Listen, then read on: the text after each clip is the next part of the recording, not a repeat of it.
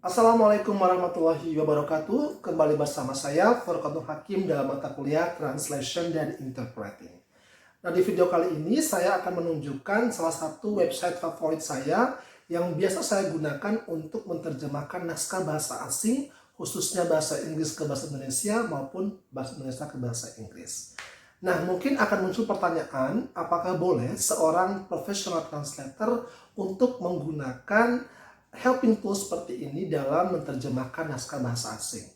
Nah, menurut saya ini boleh sekali, karena dengan kecanggihan teknologi sekarang, maka tidak ada salahnya buat kita untuk memanfaatkan teknologi agar membantu kita mengerjakan proyek terjemahan dengan lebih cepat. Nah, seperti apa alamat website yang bisa saya gunakan? Let's check it out.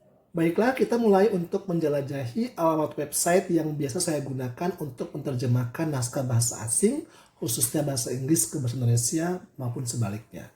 Nah, kita akan masuk dulu ke halaman website utamanya, www.etranslator.ro. Jadi www.etranslator.ro. Seperti itu ya. Saya buka. Oke, ini agak connection time out. Coba lagi. Oke, jadi tampilannya seperti ini, tampilan websitenya. Nah, untuk memudahkan kita mencari bahasa yang kita inginkan, karena ini tampilannya tidak menggunakan bahasa Inggris, jadi kita bisa menambahkan bahasa apa yang kita gunakan. Misalnya English to Indonesia, kita ketik English to Indonesia, kita coba cari. Nah, dia akan didirect langsung ke halaman Google, pencarian Google. Kita akan langsung menemukan etranslator.ro. Jadi nanti ada Translate English to Indonesia. Kita pilih yang ini. Nah, jadi halaman websitenya akan seperti ini, khusus untuk tool untuk menerjemahkan naskah bahasa Inggris ke bahasa-bahasa lainnya. Ya, seperti yang saya sampaikan tadi, bahwa ini tidak hanya menerjemahkan dua bahasa Inggris ke Indonesia, tapi hampir semua bahasa Inggris ke bahasa yang lain ini ada di sini. Nah, kalau kita lihat secara abjad di sisi kiri sini, dari bahasa Afrika, kemudian ada bahasa Mandarin Cina, ada bahasa Filipina, ada bahasa Prancis, dan seterusnya hingga terakhir ada bahasa apa ini ya? Bahasa Yiddish. Nah, jadi di sini kita sudah masuk ke Translate English to Indonesia. Nah, dia akan bold hitam seperti ini karena kita sudah masuk ke sini. Oke. Jadi tampilannya seperti ini. Di bagian sisi kiri ada pilihan bahasa yang kita inginkan. Tinggal diklik saja mau pilih yang mana. Kemudian kita bisa juga melihat di sisi kanan ini, seperti pada tool pada umumnya, itu biasanya kita akan disajikan dengan boxes atau kotak-kotak untuk memasukkan naskah yang ingin kita terjemahkan. Nah, kebetulan kita akan mencoba untuk English to Indonesia. Jadi nanti kita akan coba. Dan jika teman-teman ingin merubah Indonesia to English, itu tinggal diklik tombol switch. Ini sudah biasa ya. Coba. Maka dia biasanya akan berubah langsung dari Translate from Indonesian to English. Jadi seperti itu. Nah, sekarang kita akan coba simulasi untuk menggunakan tool ini menerjemahkan dalam bahasa Inggris ke dalam bahasa Indonesia. Kita switch kembali. Coba ambil naskahnya. Saya akan coba copy dari salah satu abstrak skripsi teman kalian yang sudah lulus di program studi bahasa Inggris STKIP para Cendekia NW Sumbawa. Ini karyanya salah satu mahasiswa kalian. Oke, kita coba masuk di sini. Nah, mengapa saya suka dengan tool ini jika dibandingkan dengan tool yang lain?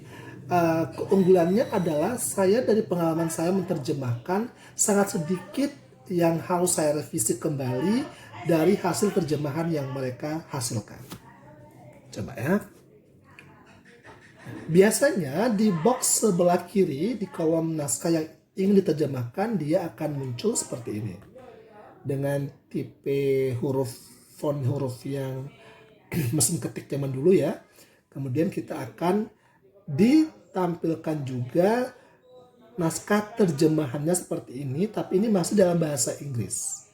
Nah, di sini saya kurang tahu apakah di sini mereka akan mengecek kembali grammarnya atau bagaimana, tapi biasanya ini akan muncul seperti ini. Coba cek ya apakah ada perubahan naskahnya. The purpose of this research was to find out the percentage of the teachers and students talk time and to find out teachers and students characteristics during classroom interaction at SMA and one London in academic year 2017 and 2018. The purpose of this research was to find out the percentage of the teachers and students talk time and to find out teachers and students characteristics during classroom interaction at SMA 1 Lonyuk in academic year 2017-2018. Nah, jadi dia belum akan langsung muncul naskah bahasa Indonesianya.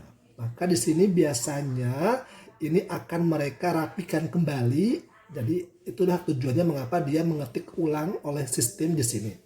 Nah, untuk menghasilkan terjemahan, maka kita perlu untuk menekan kembali tombol terjemahkan. Nah, maka akan muncul seperti ini. Nah, jika kita membaca hasil terjemahannya, saya sangat suka karena ini sangat minim dengan yang namanya tidak make sense atau tidak masuk akal. Jadi kadang kita ada tools yang menerjemahkan informasi yang mereka sampaikan dari hasil terjemahannya itu kadang kalimatnya aneh atau kalimatnya itu tidak make sense. Nah, kalau di sini ini agak cukup baik dibanding tools yang lain. Makanya saya suka. Coba kita baca. Tujuan dari penelitian ini adalah untuk mengetahui presentasi waktu bicara guru dan siswa dan untuk mengetahui karakteristik guru dan siswa selama interaksi kelas di SMAN 1 Lunyuk pada tahun akademik 2017-2018.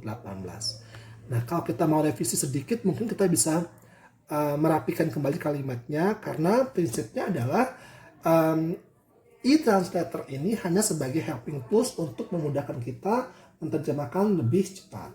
Nah, tetap kita sebagai seorang professional translator harus kembali membaca dan mereview kembali dan mengevaluasi kembali hasil terjemahan dari tools ini yang nantinya kita harus sebisa mungkin memperbaiki kalimat-kalimatnya baik dari susunan katanya, kalimatnya sesuai dengan kaidah kebahasaan yang kita ketahui dari bahasa tujuan atau bahasa yang kita ingin terjemahkan.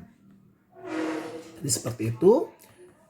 Nah, maka saran saya buat teman-teman, selain kita menggunakan alat ini, tetap harus juga menggunakan kemampuan teman-teman untuk menerjemahkan dengan cara merevisi kembali atau mengecek kembali sekiranya mungkin ada beberapa kalimat yang tidak masuk akal atau kurang lazim didengar, maka kita memiliki kesempatan untuk memperbaiki kalimat tersebut. Tapi paling tidak informasi intinya atau informasinya sudah cukup valid jika kita menggunakan tools ini.